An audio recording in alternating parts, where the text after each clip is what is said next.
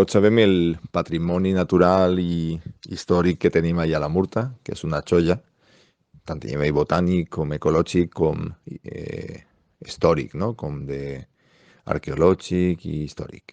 I per això n'hi ha que ja sabem els alcirenys el que tenim, molta gent ja comença a conèixer-lo i per això la gran influència que tenim i el que volem és encara visualitzar-lo de millor forma fent-lo molt més atractiu i fent-lo compatible en un model turístic més sostenible i més innovador, més modern. Per això s'ha llançat des de la iniciativa privada o público-privada que ha sabut enllaçar la gent d'Interpretar Natura com a representació, diríem, de les entitats del poble a través de una participació privada de l'associació d'empresaris, d'empreses que els interessa també aquest tipus de turisme, perquè la gent ve així al Sila, però després també consumís o acaba manejant economia dins del poble.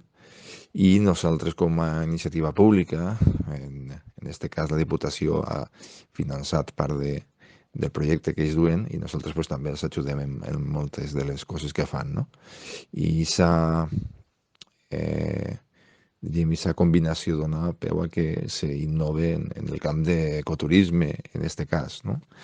A mi m'ha paregut una experiència molt interessant, el que combina la teatralització en la visita al paratge i veient els espais més atractius de les zones que tenim històriques, des del Fort de Calç, el Nevero, el Pont, la zona de la casa i del Monestir, no? I l'atractiu també ecològic i botànic que tenim en el mateix paratge.